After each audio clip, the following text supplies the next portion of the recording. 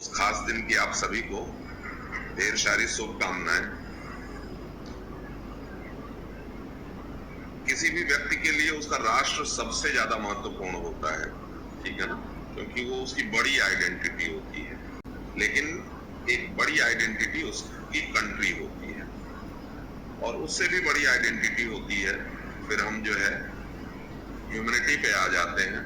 हमारे दृष्टिकोण, हमारे देखने की दृष्टि, हमारे सोचने की, हमारे काम करने की दृष्टि जो है ये बदलती जाती है। तो अगर किसी व्यक्ति को राष्ट्रपिता, फादर ऑफ नेशन की उपाधि दी गई हो तो निश्चित रूप से उसने कुछ बड़ा किया होगा। उसकी कर्म शिखा बहुत बड़ी रही होगी, उसका चिंतन बहुत बड़ा रहा होगा, और निश्चित रूप से अगर हिंदुस्तान में कोई मानक हो सकता है सोचने का तो वो राष्ट्रपिता का चिंतन ही है। इसीलिए एनसीईआरटी भी अभी तक गांधी जी के मंत्र को निकाल नहीं पाई है, तमाम विरोधाभासों के बावजूद। देश के राजनीतिक परिदृश्य कितने बदले, आइडियोलॉजी कितनी बदली, समय कितना बदला, लेकिन एक व्यक्ति के विचार जो है वो अब तक शाश्वत है। जहां आइंस्टीन भी गर्व करते हैं, जहां चार्ली चैपलिन भी गर्व करते हैं, जहां सुभाष चंद्र बोस को भी प्रेरणा मिलती है, ऐसे विचार वाले व्यक्ति का आज जन्मदिन, तो निश्चित रूप से हम लोग भी थोड़ा सा प्रेरित होंगे। और महात्मा गांधी के जीवन का अगर जो है अवलोकन किया जाए तो हम पाएंगे कि एक बालक जो अंधेरे से डरता था, जो दबा, संकोची, पढ़ाई भी कुछ ऐसी नहीं, और जीवन में एक घटना घटती है जिससे उसको अपनी डिग्निटी का आभास होता है, स्वबोध होता है, और फिर उसके अंदर स्वबोध की प्रयोग शुरू हो जाते हैं, और फिर वो अपनी जीवनी लिखते हैं तो उसे सत्य के प्रयोग का नाम देते हैं।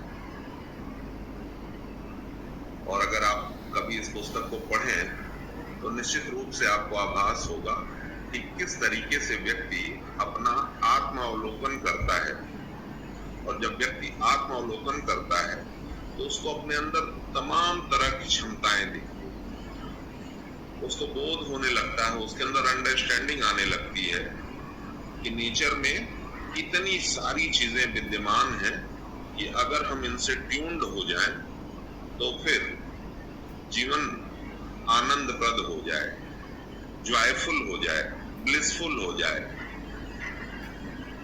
और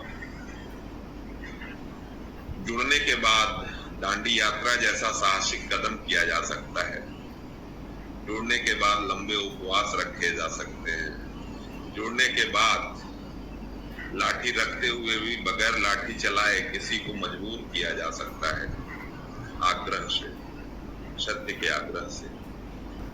तो निश्चित रूप से अगर जो है हम दिए गए समय में कोई परिणाम चाहते हैं तो हमको समय का बहुत अनुपालन करना होगा। आप किसी भी बड़े व्यक्ति, सफल व्यक्ति से मिलेंगे तो निश्चित रूप से पाएंगे कि उसके जीवन में क्लॉक का बहुत इंपॉर्टेंस होगा, घड़ी का बहुत महत्व होगा।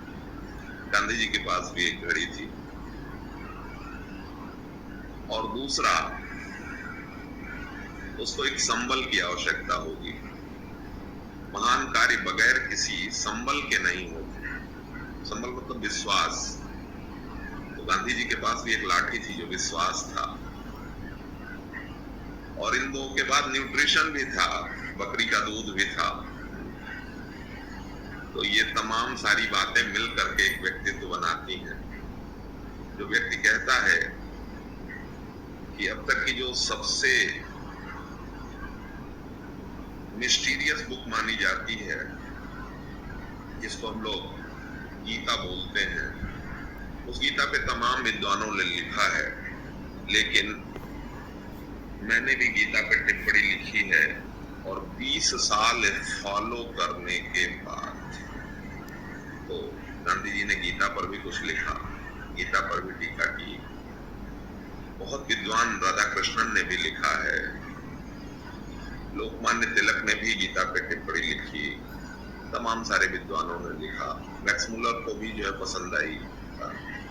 धर्म संप्रदाय से बिल्कुल अलग नेचर के ट्रूथ को रखा गया है, लेकिन उस ट्रूथ पे जीवन बिताने वाले व्यक्ति ने जब लिखा तो उसने कहा कि ये कुछ अलग है। तो कोई भी लक्ष्य हो, जब हम उस पे चलते हैं और उसके अनुभव लेते हैं तो ये निकल करके कुछ मूलभूत बातें आती हैं। उसमें बहुत जरूरी है कि हम जो भी लक्ष्य बना रहे हैं उसके लिए पूरी तरह से समर्पित हों। कुछ बातें हुई और इसी परिपाटी में आज द्वितीय प्रधानमंत्री लाल बहादुर शास्त्री का भी जन्मदिन है।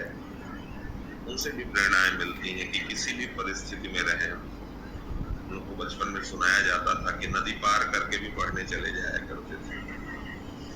मतलब अब तो थोड़ी सी बरसात हो जाए तो उनको सोचना पड़ता है कि बच्चों को बुलाया जाए या ना बुलाया जाए। तो ऐसी जिजीविषा, इतनी प्रेरणा, इतना दृढ़ संकल्प, इतना आत्मसम्मान कि अमेरिका के खराब गेहूं को खाने से इनकार कर दिया, कहा कि हम उपवास कर लेंगे क्योंकि हमारे पिता ने सिखा के भेजा है।